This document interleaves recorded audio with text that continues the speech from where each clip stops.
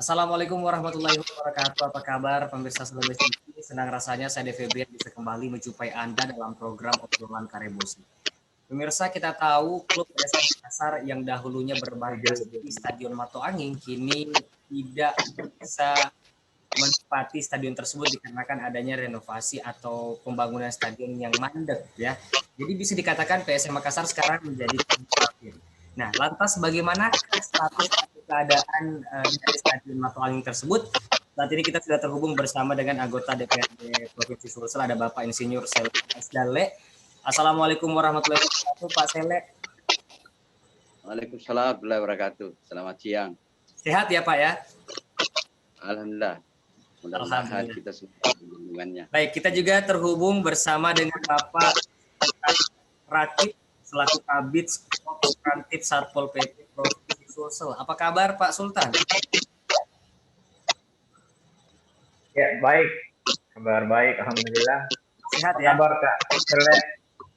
Alhamdulillah baik nih, Sultan. Mohon maaf lahir dan batin, Sultan. Ya. Sama-sama Kak, sama-sama.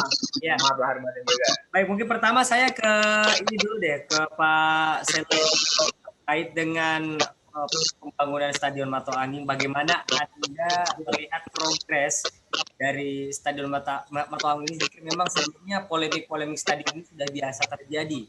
Silakan Pak Sele. Jadi pertama begini, Stadion Mato Angin itu adalah aset Pemprov. Olehnya itu sebagai bagian dari penyelenggara pemerintahan daerah dan khususnya kami sebagai wakil rakyat, fokus kami bagaimana mengamankan aset pemerintah tersebut dan sekaligus memanfaatkan. Namun sebelum clear sebagai aset Pemprov, ya ada miskomunikasi ya dalam tanda petik antara YOS dengan Pemprov yang bersekian puluh tahun baru clear. Alhamdulillah, saya kira harus kita apresiasi, kita hargai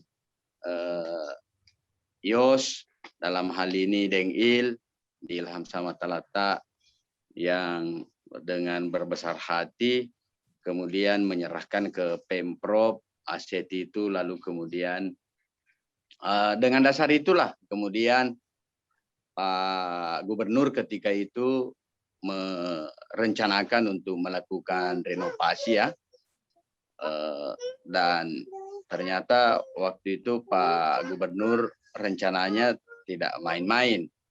Langsung dia merenovasi secara total atau membangun ulang Stadion Mato Angin, bahkan dengan skema penganggaran yang tidak lazim, yakni mencoba mengajukan skema penganggaran dalam bentuk pinjaman ya di PT SMI. Dan alhamdulillah ketika itu direspon baik oleh pemerintah pusat, dalam hal ini PT SMI. Hanya saja sesuatu yang tidak pernah kita bayangkan sebelumnya, tiba-tiba ada masalah di penghujung bulan Februari kemarin. Nah, itulah yang menjadi fokus perhatian kita sekarang ini, karena Pak Nurdin Abdullah tiba-tiba ada masalah, lalu kemudian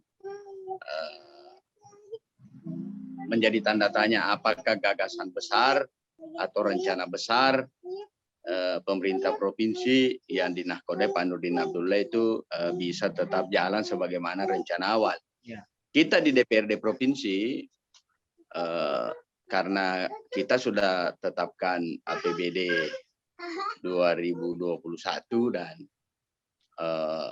kita setuju rencana penganggarannya renovasi Stadion Mato Angin melalui skema PEN. Ya tentu saja berdasarkan dengan dokumen yang ada sekarang, belum ada revisi atau belum ada evaluasi tentang APBD 2021, sehingga kita tetap merujuk pada apa yang sudah kita putuskan bersama dengan pemerintah provinsi. Kemudian ada evaluasi di pihak eksekutif, dalam hal ini Pak PLT, mencoba untuk meredesain, lalu kemudian mencoba untuk mencari skema penganggaran tidak melalui skema pinjaman, mau memakai APBD murni. Menurut saya itu baru semacam belum menjadi kebijakan politik penganggaran karena belum menjadi kesepahaman ya. Namun sebelum kita bicara lebih jauh, saya ini baru tiba ini dari daerah dan saya mengikuti berita terbaru yang ada. Tentu saya sebagai wakil rakyat, saya mau menyampaikan rasa duka cita yang mendalam dulu ya kepada keluarga yang kebetulan ditimpa musibah, anaknya meninggal di bekas galian yang ada di Stadion Matuangi. Tentu ini adalah menjadi keprihatinan kita bersama dan sangat disayangkan ya ada insiden seperti itu yang terjadi. Itu dari kami. Sekali lagi bahwa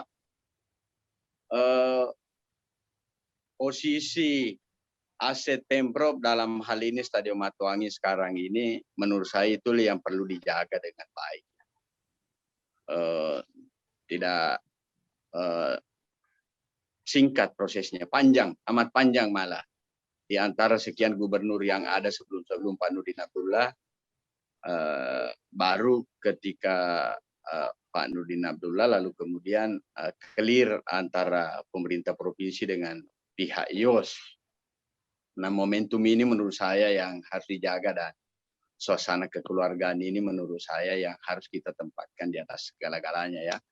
IOS kita tahu bahwa saya kira keluarga pengelola atau pengurus Yayasan Olahraga Sulawesi Selatan itu tidak banyak keluarga yang seperti itu yang punya konsen terhadap dunia olahraga yang sangat luar biasa total. Nah, ini yang harus kita apresiasi, kita hargai. Saya kira itu sementara dari saya. Baik, terima kasih Pak Sele. Saya ke Bapak Sultan Rakib. Pak Sultan, ini dilihat dari pandangan Bapak Sultan sendiri, melihat secara umum pembangunan Stadion Matuangi ini, apakah memang benar-benar jalan? Ini menurut Bapak ya, apakah memang hanya sekedar ya hanya menyenangkan hati para supporter lah? Ya, Assalamualaikum warahmatullahi wabarakatuh. Waalaikumsalam. Sebelum saya berbicara lebih jauh, sebenarnya kapasitas saya di sini adalah saya adalah kadif Satpol Ketentraman dan Ketertiban Umum, tapi saya didelegasikan oleh Pak Kasat saya terkait dengan musibah kemarin ya. Jadi secara pribadi dan lembaga saya menyampaikan innalillahi wa inna ilaihi rajiun. Ini adalah sebuah musibah dan tidak ada yang menginginkan musibah ini. Tadi saya bersama mendampingi Pak Gub melakukan kunjungan ke rumah duka. Dua yang meninggal itu kakak tua dua, Pak Gub sendiri, Pak PLT langsung melakukan kunjungan dan katakanlah memberikan perhatian dan membuktikan tanggung jawab beliau atas musibah yang menimpa dua ananda kita yang di Jalan Kakak Tua. Kemudian bergeser beliau tadi ke rumah sakit Hikmah yang masih dirawat itu. Jadi kan ada 3 korban yang kedua meninggal, sedangkan yang satunya itu adalah masih selamat alhamdulillah dan masih udah baik kan sih, udah sekarang masih input dan sudah dalam proses penyembuhan alhamdulillah. Jadi saya ingin menyampaikan bahwa musibah yang kemarin yang terjadi itu adalah benar-benar yang di luar kendali pemerintah, bukan kendali ya, apalagi namanya di luar estimasi kami. Jadi terus terang pada saat proses pembongkaran Matuangi sampai saat ini personil yang saya terjunkan di sana itu terus ada. Jadi kita jaga terus itu. Pertama yang kita jaga adalah aset ya, itu sudah pasti itu adalah kewenangan kami dan tugas pokok dan fungsi kami sebagai Satpol menjaga aset. Dalam proses pembongkaran, pihak pemenang tender itu kami ikut menjaga aset, ikut menjaga ketertiban. Kalau ada masyarakat mau masuk, mau yang membahayakan jiwa mereka dari jatuhan bongkahan-bongkahan itu kami larang. Nah, pada saat selesai pembongkaran Desember masuk Januari tetap kami jaga. Bahkan pada saat Pak PLT resmi PLT bulan Maret sejak Januari itu kan ada kubangan besar, kubangan dari dampak dari bongkahan ini dan pengambilan material itu hujan menimbulkan kubangan. Pada saat itu ada beberapa masyarakat yang memanfaatkan itu, atau dari mana itu datangnya ikan, ada ikan. Jadi masyarakat memancing. Nah, saya analisa, Mbak, nggak bisa ini, salah apa di Pakasan, nggak bisa ini ya, biarkan ini masyarakat di sini memancing, ini bahaya. Nah, maka saya minta dipasangkan duluan, apalagi namanya, papan bicara di situ, bahwa tidak boleh ada aktivitas di sini di luar yang berkepentingan. Jadi dipasangnya spanduk di situ. Tapi saat itu main kucing-kucingan kadang masyarakat dengan pihak pengamanan, tapi tidak pernah menyerahkan, Pak. Anggota kami selalu menegur jika ada hal-hal seperti itu. Dan tiba pada saat Maret,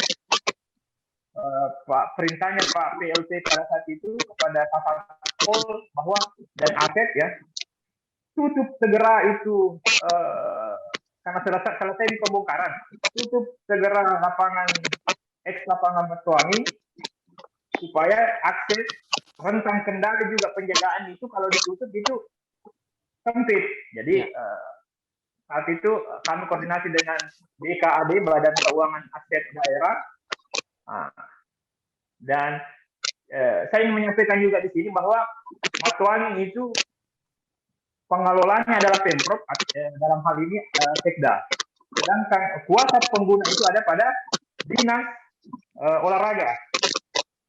Nah, kami juga berkoordinasi pada saat itu, maka terbangunlah pagar-pagar dan pagar-pagar besi sehingga akses masyarakat itu umum tidak bisa masuk. Jadi tentang kendalinya agak terkontrol dengan baik oleh anggota. Nah, berjalan waktu, hujan terus, kubangan ini tetap ada.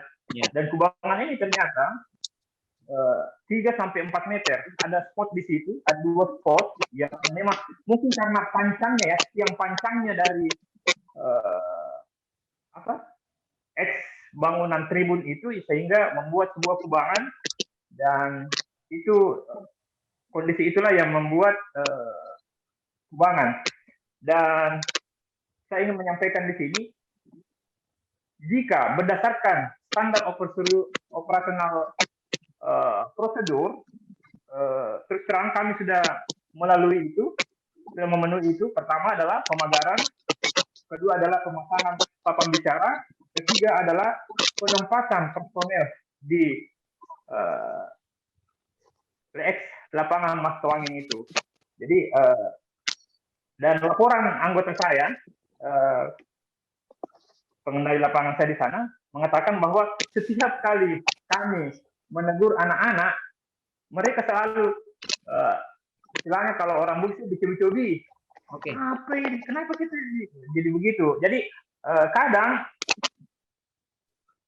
ditegur orang tua, mohon maaf saya tidak mau melangkah ke situ. Orang tua anak tersebut datang juga ke Satpol. Kenapa anak saya dikasih begitu? Kenapa anak saya diusir? Ini kan ruang publik. Nah, gitu. Jadi kondisi sosial seperti ini yang dinamis di lapangan, sehingga tapi bukan sebuah itu apologi bagi kami di Satpol untuk menjadikan sebuah justifikasi bahwa ini sebuah kelalaian. Tapi yang jelas SOP kami jelas, dan anak-anak yang selalu tertutup semua akses, ada ruang-ruang kadang anak-anak cobi-cobi itu seng-seng masuk lagi, kopi-kopi seng masuk lagi. Jadi anak-anak main kucing-kucingan kadang. Jadi itu saya cuma mau menjelaskan kondisi lapangan seperti itu. Baik, Untuk sementara. baik Pak. Itu aja dulu ya. Ini kan kalau dilihat sudah ada kejadian ya di stadion tersebut. Tadi sudah dikatakan oleh Sultan, sudah ada sebelumnya pelanggaran, sudah ada cara. Tapi memang ini kita nyebutnya anak-anak sedikit bandel gitu ya. Nah, apakah selanjutnya pengawasan seperti apa yang akan dilakukan dari pihak Satpol mungkin untuk lebih intens mengawasi mungkin kubangan itu diri apa gitu yang jadi lagi orang melakukan aktivitas gitu. Jadi koordinasi yang kami lakukan dengan Pak PLT Gubernur tadi adalah yang pertama dilakukan adalah penutupan celah-celah pintu-pintu yang bisa diakses masuk anak-anak. Itu yang pertama. Yang kedua, kami diminta berkoordinasi dengan PUTR untuk melakukan penimbunan terhadap kubangan tersebut. Dan ternyata sudah ada alat berat di sana. Cuma kendala teknis adalah pihak kepolisian meminta dulu untuk tidak melakukan penimbunan karena sedang melakukan penyidikan, dan kami hargai itu, hormati sebagai proses hukum. Ya.